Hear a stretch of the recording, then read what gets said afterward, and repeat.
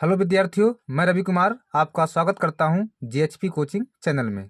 तो देखिए विद्यार्थियों, कक्षा 10 गणित बोर्ड परीक्षा में आने वाले महत्वपूर्ण सवाल। तो आज विद्यार्थियों हम देखिए 6 नंबर वाले सवाल देखेंगे, ठीक है ना। क्योंकि देखिए विद्यार्थियों, हमारा 27 तारीख को मैथ का पेपर है, इसलिए विद्यार्थियों देखिए 6 नंबर वाले काफ़ी प्रश्न आते हैं। तो देखिए विद्यार्थियों, उन्हीं प्रश्नों को आज मैं आपको सॉल्व कराऊंगा और बहुत ही देखिए इंपॉर्टेंट प्रश्न लेकर के आया हूँ। ये प्रश्न विद्यार्थियों अनुसार पेपर से छांट करके लाया हूँ, जो कि देखिए बहुत ही इंपॉर्टेंट है, आपके सीधा डायरेक्ट जो है आपके बोर्ड पेपर में आ सकते हैं, ठीक ना। तो विद्यार्थियों इनको हम सॉल्व कर लेते हैं, चलिए। तो देखिए विद्यार्थियों, क्वेश्चन नंबर पहला देखिए क्या कह रहा है कि एक नाव की शांत जल में चाल 4 किलोमीटर प्रति घंटा है, ठीक है ना। एक नाव है जिसकी शांत जल में, जब मतलब जो हमारा पानी है जब शांत है तब जो है चाल 4 किलोमीटर प्रति घंटा है। फिर कह रहा है धारा की दिशा में 12 किलोमीटर जाने तथा धारा के विपरीत 12 किलोमीटर लौटने में 8 घंटे का समय लगता है। धारा की चाल ज्ञात कीजिए, ठीक है ना। देखिए विद्यार्थियों, हमसे क्या पूछ रहा है, धारा की चाल ज्ञात कीजिए। देखिए धारा की चाल पूछ रहा है ना। तो सबसे पहले क्या करेंगे, धारा की चाल को मान लेंगे, ठीक है ना। देखिए मानेंगे कि माना माना धारा की चाल, इस प्रकार देखिए माना धारा की चाल, माना धारा की चाल बराबर, देखिए देखिए जो चाल दिया, देखिए किलोमीटर प्रति घंटा में दिया, इसलिए विद्यार्थी देखिए चाल भी हम किलोमीटर प्रति घंटा में ही मानेंगे, ठीक है ना। क्योंकि देखिए शांत जल में चाल जो है 4 किलोमीटर प्रति घंटा है, प्रति घंटा मतलब आवर्स, ठीक है ना। तो हम भी इसी प्रकार मानेंगे कि माना धारा की चाल यक्स किलोमीटर प्रति घंटा, ठीक है ना। इस प्रकार देखिए मान लेंगे, ठीक है ना विद्यार्थियों। और देखिए विद्यार्थी, जो सवाल है इस सवाल को जो सॉल्व करेंगे, देखिए तो समय से सॉल्व करेंगे, ठीक है ना। समय बराबर दूरी बटा चाल, देखिए मैं लिख देता हूँ, समय बराबर दूरी बटा चाल से सवाल को सॉल्व करेंगे, ठीक है ना। ऐसे सवालों को देखिए समय बराबर दूरी बटा चाल से ही सॉल्व किया जाता है, ठीक है ना। तो समय बराबर क्या होता है, समय बराबर देखिए दूरी बटा चाल होता है, ठीक है ना। चलिए अब देखिए विद्यार्थियों क्या करेंगे, देखिए पढ़ते हैं सवाल। देखिए देखिए एक नाव की शांत जल में चाल कितनी है, 4 किलोमीटर प्रति घंटा है। धारा की दिशा में 12 किलोमीटर जाने, ठीक है ना। देखिए यहाँ तक जाने, अब यहाँ तक पहले लिखते हैं, देखिए लिखेंगे धारा की दिशा में, धारा की धारा की दिशा में धारा की दिशा में 12 किलोमीटर 12 किलोमीटर जाने जाने में लगा समय, ठीक है ना। जाने में लगा समय निकाल लेंगे, ठीक है ना। तो देखिए समय बराबर क्या होता है, देखिए समय बराबर दूरी बटा चाल, दूरी कितना चल रहे हैं हम, 12 किलोमीटर, ठीक है ना। दूरी कितना चल रहे हैं, 12 किलोमीटर बटा चाल। अब देखिए धारा की दिशा में चल रहे हैं हम, देखिए धारा की चाल कितनी, यक्स किलोमीटर प्रति घंटा है। और देखिए शांत जल में जो चाल है नाव की वो 4 किलोमीटर प्रति घंटा है। तो देखिए हम धारा की दिशा में चल रहे हैं, तो मतलब उसी तरफ हमारी देखिए नाव जा रही है, उसी तरफ देखिए हमारी नाव जा रही है, उसी तरफ हमारी देखिए धारा है, उसी तरफ मतलब धारा की दिशा है और उसी तरफ चल रहे हैं, ठीक ना। तो देखिए दोनों चाल जुड़ जाएंगे, ठीक ना। क्योंकि देखिए आपको देखिए एक नाव की शांत जल में चाल कितनी, 4 किलोमीटर प्रति घंटा है। और देखिए धारा की दिशा में जा रहे हैं हम, उसी तरफ मतलब हम जा भी रहे हैं, उसी तरह हमारी नाव भी जा रही है, ठीक है ना। उसी मतलब पानी का बहाव है उसी तरफ पानी का बहाव भी है, उसी तरफ देखिए नाव की चाल है, दोनों जुड़ेंगे, ठीक है ना। तो यहाँ पे लिखेंगे देखिए चार, देखिए 4 किलोमीटर प्रति घंटा है ना। देखिए नाव की शांत जल में चाल तो 4 और धन है। और देखिए विद्यार्थियों धारा की चाल कितनी, यक्स किलोमीटर प्रति घंटा है, तो 4 धन यक्स हो जाएगा, ठीक है ना। क्योंकि देखिए उसी तरफ बहाव है, उसी तरफ नाव भी जा रही, धारा की चाल भी है उसी तरफ है, उसी तरफ देखिए नाव की चाल भी है, ठीक ना। धारा का मतलब पानी का बहाव भी उस तरफ है, ठीक ना, दोनों जुड़ेंगे, ठीक ना। ये हो गया। इसके बाद देखिए अब कह रहा था, देखिए कि धारा की दिशा में 12 किलोमीटर जाने तथा धारा के विपरीत 12 किलोमीटर लौटने में 8 घंटे का समय लगता है। अब देखिए विपरीत लिखेंगे इस प्रकार कि धारा धारा के विपरीत धारा के विपरीत धारा के विपरीत 12 किलोमीटर लौटने में लगा समय इस प्रकार लिख देंगे। देखिए समय, तो समय बराबर क्या आता है विद्यार्थियों, दूरी बटा चाल। समय बराबर दूरी बटा चाल, दूरी कितनी है 12 है, और चाल कितना विद्यार्थी, देखिए चाल कितनी लेंगे, देखिए इसमें अब इसमें देखिए विद्यार्थियों धारा के विपरीत चल रहे हैं हम, मतलब हमारी देखिए नाव जो हुई मान लो इस साइड है, धारा इस साइड है, ठीक है ना, विपरीत है जो घटेगा। देखिए तो देखिए 12 किलोमीटर कह रहा था ना, दूरी हमारी हो गई। अब देखिए शांत जल में, देखिए नाव की शांत जल में चाल कितनी, 4 किलोमीटर प्रति घंटा है, तो 4 लिख देंगे, चाल को दूरी बटा 4 लिखेंगे, दूरी 12 हो गई, 4 लिख दिया। अब देखिए विद्यार्थी यहाँ पे जो देखिए धारा की चाल लिखेंगे वो माइनस के लेंगे, ठीक है ना। क्योंकि देखिए नाव मान लो हमारी इस तरफ जा रही है, अब पानी का भाव इस तरफ उल्टा है, मतलब विपरीत है एक दूसरे के, ठीक है ना। तो यहाँ पे देखिए 12/4 माइनस एक्स लिखेंगे, मतलब नाव दूसरी तरफ जा रही है और पानी का भाव दूसरी तरफ है ना, धारा की चाल दूसरी तरफ, मतलब धारा दूसरी तरफ जा रही है, दोनों दोनों चालें घटेंगी, ठीक है ना, इस प्रकार लिख देंगे। अब देखिए विद्यार्थियों, जिसमें समय ज़्यादा लग रहा होगा, ठीक है ना, देखिए मतलब कह रहा था धारा की दिशा 12 किलोमीटर जाने तथा धारा के विपरीत 12 किलोमीटर लौटने में 8 घंटे लगते हैं, मतलब कुल समय कुल कितना 8 घंटे लगता है, मतलब जाने में और आने में कुल समय 8 घंटा लगता है। तो दोनों को जोड़ देंगे और बराबर 8 कर देंगे, ठीक है ना। लिखेंगे देखिए 12/4 धन यक्स और धन 12/4 माइनस यक्स बराबर 8 कुल, ठीक है ना। मतलब जाने आने में जो समय लगा बराबर जोड़ देंगे दोनों को, बराबर 8 कर देंगे, ठीक है ना, क्योंकि जो कुल समय 8 दिया है जाने और आने का, ठीक है ना। इसके बाद देखिए विद्यार्थी इनका लासा लेंगे, देखिए तो लासा कितना है, देखिए 4 धन यक्स और देखिए 4 माइनस यक्स लासा में आ जाएगा, ठीक है ना। दोनों देखिए लासा में आएंगे 4 धन एक्स और 4 माइनस एक्स। अब देखिए इसका भाग इसमें देंगे तो 4 धन एक्स से 4 धन एक्स कट जाएगा, बचेगा 12 और 4 माइनस एक्स, तो यहाँ पे लिख देंगे 12, कोष्टक में लिखेंगे 4 माइनस एक्स प्लस इसका भाग इसमें देंगे, ये कटेगा तो बचेगा 12, यहाँ पे 4 प्लस एक्स बचेगा, ठीक है ना। बराबर कितना विद्यार्थियों हमारा 8 है बराबर, ठीक है। इसके बाद देखिए विद्यार्थियों अब गुणा कराएंगे, देखिए तो 12 चौक 48 माइनस 12 गुणा एक्स में देखिए तो 12 एक्स प्लस फिर देखिए 12 चौक 48 प्लस 12 के एक्स में देखिए 12 एक्स, इसको कर देंगे गुणा बट्टा देखिए ए प्लस बी ए माइनस बी ए स्क्वायर माइनस बी स्क्वायर, तो 4 का स्क्वायर 16 माइनस एक्स का स्क्वायर तो एक्स स्क्वायर हो जाएगा, ठीक है ना। इसके बाद देखिए बराबर कितना विद्यार्थियों 8 है हमारा, देखिए 12 एक्स से 12 एक्स कट जाएगा क्योंकि प्लस माइनस के हैं, ठीक है। 48 जोड़ देंगे, देखिए 8 8 16 और देखिए 4 4 8 1 9 96 बटा 16 माइनस एक्स स्क्वायर बराबर कितना देखिए 8, इसके बटा 1 मान के कर देंगे कैंची गुड़ा, ठीक है ना। देखिए गुड़ा कराएंगे, देखिए इसके बाद 8 देखिए हम गुड़ा कराते पहले, देखिए 4 96 का 96 गुड़ा 1 में 96 हो जाएगा ये बराबर, फिर देखिए 8 का 8 छंग 48 हासिल 4 8 का नाम 8 8 4 12 128 8 गुड़ा इसमें भी कराएंगे, देखिए तो माइनस का 8 एक्स स्क्वायर ये हो जाएगा, ठीक है ना। इसके बाद देखिए माइनस 8 एक्स स्क्वायर इस साइड ले लेंगे, देखिए तो प्लस का 8 एक्स स्क्वायर हो जाएगा बराबर 128 और ये माइनस कर देंगे इसका इस साइड 96, ठीक है ना, 75 कर देंगे एक दूसरे का।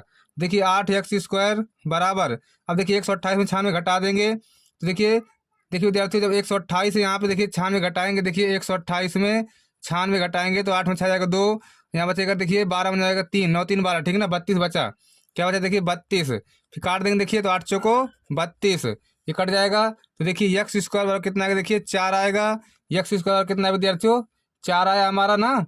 इसके बाद देखिए हमको देखिए यक्स का मान चाहिए, तो यक्स बराबर देखिए करने के अंदर जाएगा 4, तो 4 को देखिए लिख देंगे 2 गुणे 2 जोड़ा 12 देखिए, तो यक्स बराबर कितना है देखिए 2 आएगा, देखिए प्लस माइनस का 2 आएगा, ठीक है ना, अगर करनी से बाहर निकालेंगे तो प्लस माइनस 2 आएगा, लेकिन देखिए विद्यार्थियों प्लस का ही लेंगे क्योंकि चाल देखिए हमेशा धनात्मक होती है, ठीक है ना। यक्स बराबर देखिए 2 लिख देंगे और यहाँ पर लिख देंगे किलोमीटर प्रति घंटा, ठीक है ना, 2 किलोमीटर प्रति घंटा किसकी देखिए धारा की चाल हमारी आ गई, ठीक है ना विद्यार्थियों। आप यहाँ लिख सकते हैं धारा की चाल लिख सकते हैं, धारा की चाल इस प्रकार लिख भी सकते हैं, ठीक है ना।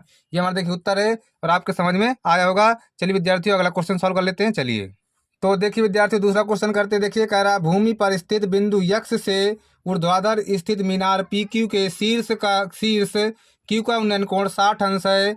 बिंदु यक्स से 40 मीटर ऊंचाई पर स्थित बिंदु वाई से शीर्ष क्यू का उन्नयन कोण 45 अंश है। मीनार पी क्यू की ऊंचाई तथा दूरी पी एक्स ज्ञात कीजिए, ठीक है ना। चलिए देखिए सॉल्व करते हैं। देखिए विद्यार्थियों सबसे पहले देखिए फिगर बनाते हैं, फिगर इसका बहुत ही मेन होता है, अगर फिगर बन गया तो सवाल तुरंत ही हमारा उड़ जाता है, ठीक है ना।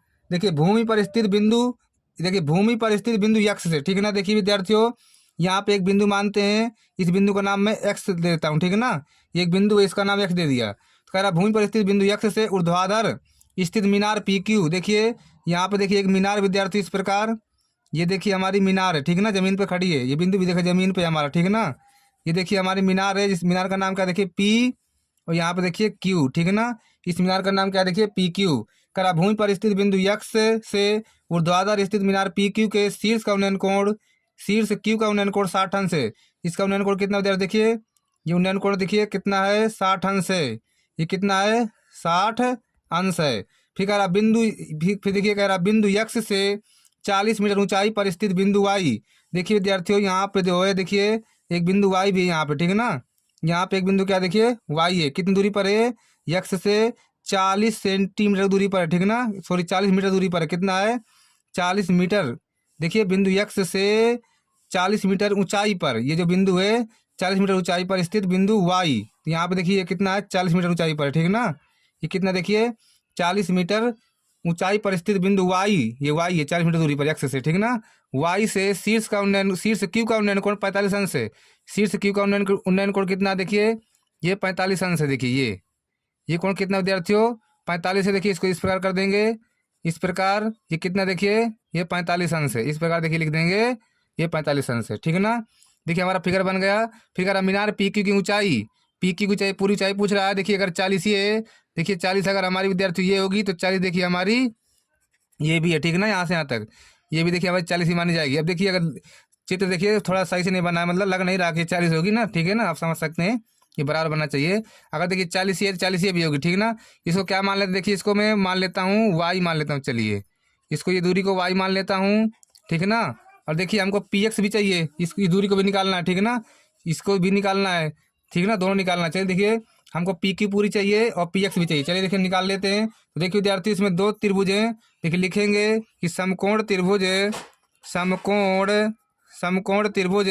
सबसे पहले देखिए ये वाले लेते हैं, देखिए एक्स पी क्यू में, ठीक ना, एक्स पी क्यू में, ठीक है। देखिए विद्यार्थियों क्या करेंगे, अब देखिए टेन लगाएंगे, देखिए लंब बटा आधार लगाएंगे ना, देखिए टेन 60 लिखेंगे, टेन 60 अंश बराबर लंब बटा आधार, देखिए 40 धन वाई बटा पी एक्स, ठीक ना। टेन 60 का मान क्या होता है, देखिए करंडी 3 होता है, करंडी 3 लिख देंगे बराबर 40 धन वाई बटा पी एक्स। इसके बाद क्या करेंगे विद्यार्थियों, कैंची गुणा कर देंगे, तिरछा गुणा, देखिए तो 40 धन वाई बराबर पी एक्स और करंडी 3। इसको देखिए समीकरण नंबर 1 नाम देंगे, ठीक है ना, पी एक्स और करंडी 3, इसको समीकरण नंबर 1 नाम देंगे। इसके बाद देखिए अब लेंगे अगला समकोण त्रिभुज, देखिए फिर लिखेंगे कि समकोण त्रिभुज, समकोण त्रिभुज। अब कौन सा लेंगे विद्यार्थी, देखिए ये वाला वाई, इसको देखिए कुछ नाम देता हूँ, जैसे पी नाम देता हूँ, चलिए तो वाई पी क्यू में, वाई पी क्यू में, देखिए समकोण त्रिभुज वाई पी क्यू में। देखिए आप 45 देखिए 45 टेन 45 लेंगे, देखिए लिखेंगे टेन 45 अंश बराबर, टेन 45 अंश बराबर लंब बटा धार। देखिए विद्यार्थियों अगर पी एक्स ये भी है, देखिए तो इसको भी देखिए पी एक्स ही मान लेते हैं, ठीक है ना। देखिए ये क्योंकि देखिए अगर कुछ मानता भी में तो देखिए पहली बात ये दूरी बराबर होती है, ठीक ना। अगर पी एक्स ये भी है तो इसको भी देखिए पी एक्स ही मानना पड़ेगा, ठीक ना। देखिए वाई बटा क्या हो जाएगा पी एक्स, लंब बटा मतलब टेन 45, तो टेन प्लस बराबर लंब बटा धार, तो वाई बटा पी एक्स ले लेंगे, ठीक है ना। तो वाई बटा पी एक्स ले लिया इस प्रकार। अब देखिए टेन प्लस का मान कितना होता है 1, तो 1/1 बराबर वाई बटा पी एक्स, कैंची गुणा करा देंगे, देखिए तो पी एक्स बराबर वाई एकन्नम वाई, ये देखिए पी एक्स किसके बराबर आ गया, देखिए वाई के बराबर आ गया पी एक्स, दूसरा समीकरण, ठीक है ना। अब देखिए विद्यार्थियों जो पी एक्स का मान है वाई का मान है, ठीक है ना। तो ये क्या करेंगे, ये पी एक्स का मान समीकरण 1 में रख देंगे, लिखेंगे देखिए कि समीकरण एक में पी एक्स का मान रखने पर, पी एक्स का मान रखने पर इस प्रकार लिख देंगे, समीकरण 1 में पी एक्स का मान रखने पर समीकरण 1 कितना देखिए 40 धन वाई बराबर पी एक्स और करंडी 3, इस प्रकार लिखा है ना। तो 40 धन वाई बराबर पी एक्स का मान रखेंगे, देखिए पी एक्स का मान कितना वाई, तो वाई रख देंगे, देखिए तो वाई करंडी 3 हो जाएगा ये, ठीक है ना। इसके बाद देखिए 40 हमारा जो करते हो रहेगा बराबर वाई करंडी 3, वाई को देखिए साइड लेंगे, देखिए माइनस का वाई हो जाएगा, ये हो जाएगा ना। इसके बाद देखिए 40 बराबर वाई कॉमन कर लेंगे तो करंडी 3 माइनस 1 हो जाएगा ये। इसके बाद देखिए इसको बट्टा में ले लेंगे तो वाई बराबर आएगा देखिए 40 बट्टा करंडी 3 माइनस 1। इसका देखिए परमीकरण करेंगे, देखिए तो करंडी 3 प्लस 1 बट्टा करंडी 3 प्लस 1 परमीकरण कर दिया, चिन्ह बदल करते हैं ना परमीकरण।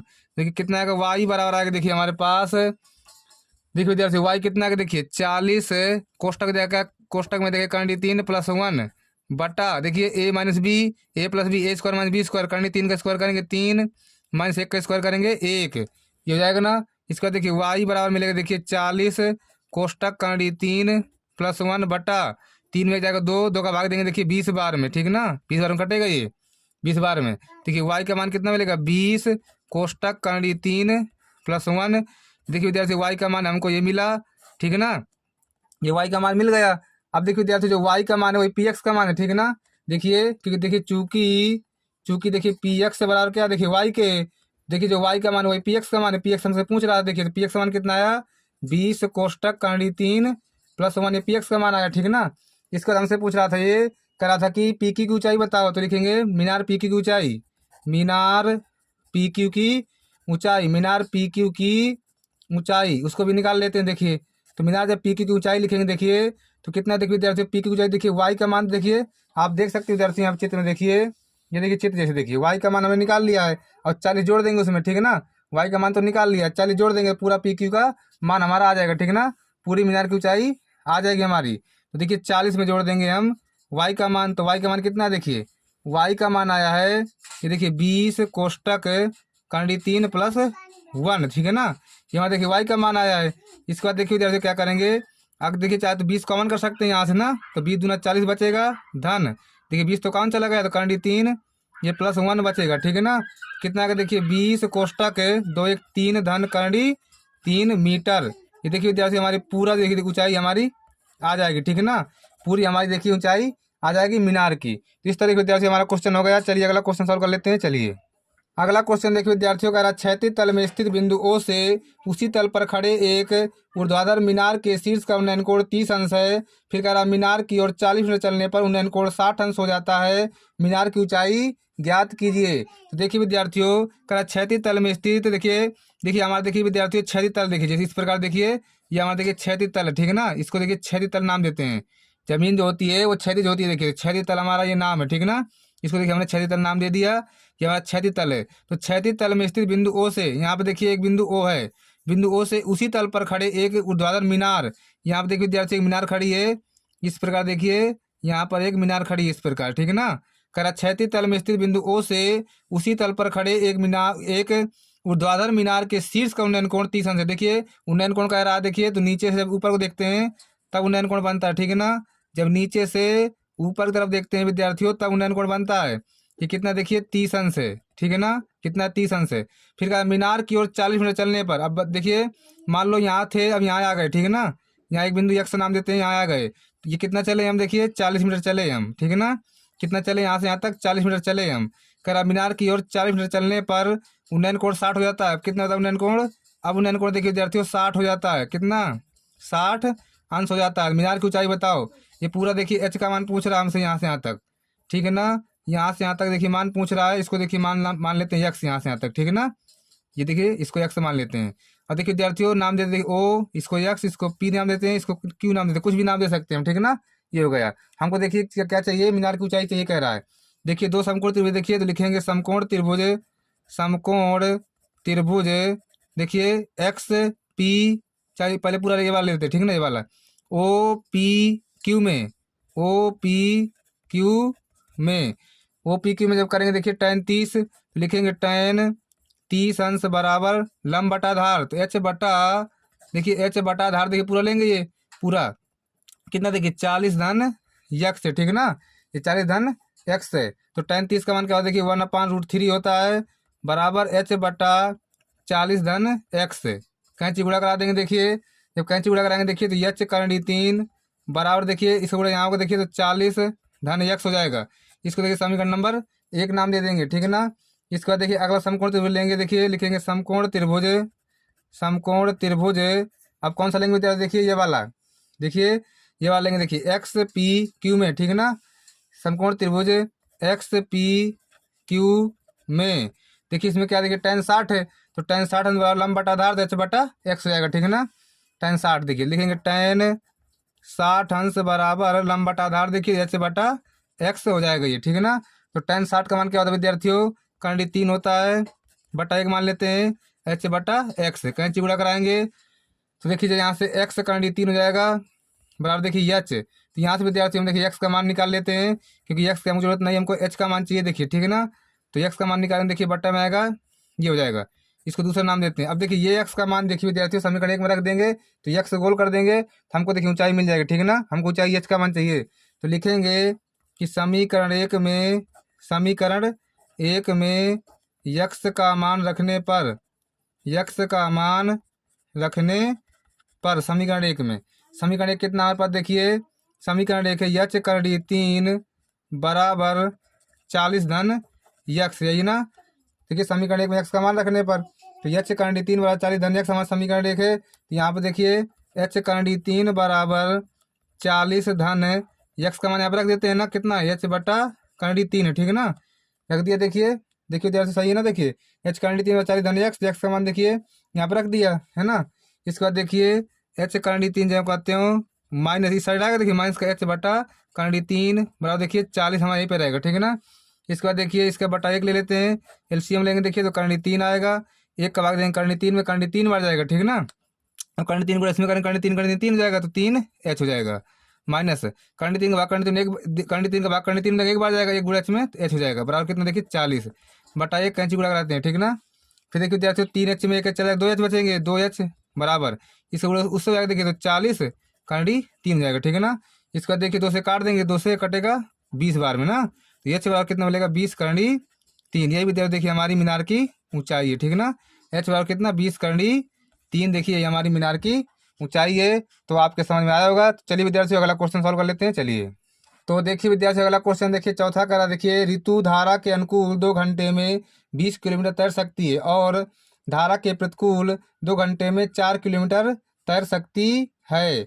करा स्थिर जल में उसकी तैरने की चाल तथा धारा की चाल ज्ञात कीजिए, ठीक है ना। देखिए स्थिर जल में उसकी तैरने की चाल तथा धारा की चाल ज्ञात कीजिए। देखिए मान लेंगे, माना स्थिर जल में देखिए जो पूछ रहा पहले इसको मान लेते हैं, ठीक है ना। तो माना स्थिर जल में उसकी तैरने की चाल बराबर यक्स किलोमीटर प्रति घंटा मानेंगे, ठीक है ना। इस बार देखिए धारा की चाल मान लेते हैं, धारा की चाल देखिए मानेंगे, धारा की चाल बराबर देखिए वाई किलोमीटर प्रति घंटा मान लेंगे, ठीक है ना। अब देखिए विद्यार्थियों समय से लगाएंगे, देखिए समय बराबर दूरी बटा चाल होता है, ठीक है ना। समय बराबर देखिए दूरी बटा चाल, देखिए हमने चाल माना, देखिए तो चाल बराबर देखिए इसको देखिए लगाएंगे, चाल बराबर दूरी बटा समय से, ठीक है ना।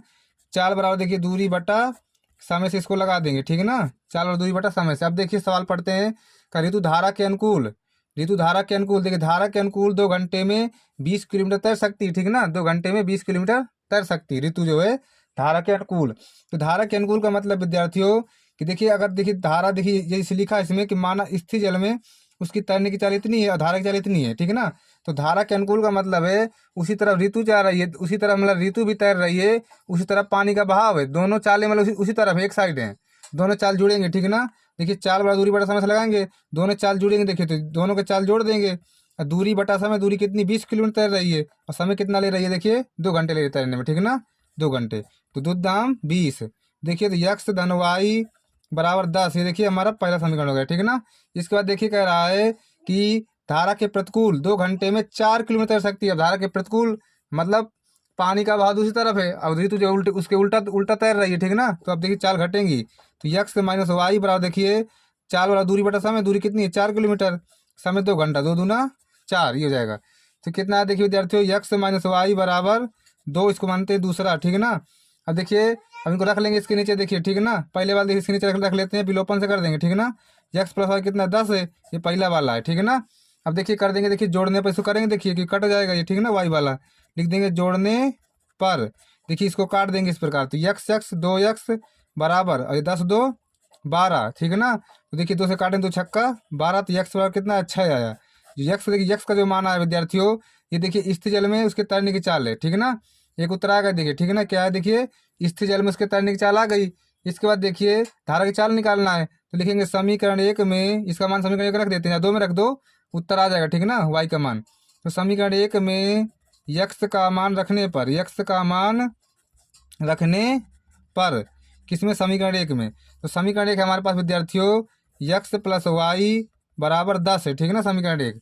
तो यक्स का मान रखेंगे, देखिए यहाँ पे 6 हो जाएगा, धन वाई बराबर 10। तो यहाँ देखिए वाई का मान निकालेंगे, तो वाई बराबर देखिए 10 माइनस 6, तो वाई का मान कितना मिलेगा, देखिए 10 में 6 जाएगा 4 मिलेगा, देखिए 4 किलोमीटर प्रति घंटा, ठीक है ना। देखिए वाई का मान मिला, देखिए विद्यार्थी वाई का मान धारा की चाल है हमारी, ठीक है ना, ये क्या देखिए धारा की चाल है। दोनों उत्तर आ गए हमारे। ठीक है ना विद्यार्थियों। देखिए धारा की चाल भी आ गई। तो देखिए विद्यार्थियों 6 नंबर वाले प्रश्न थे, ये बहुत ही इंपॉर्टेंट प्रश्न है, इनको आप जरूर लगा के जाइएगा, इनको हल भी कर लीजिएगा, ठीक है ना। तो विद्यार्थियों आज यहीं तक रखता हूँ, कल फिर एक नया वीडियो लेकर के आऊँगा। चलिए विद्यार्थियों चलता हूँ, नमस्कार।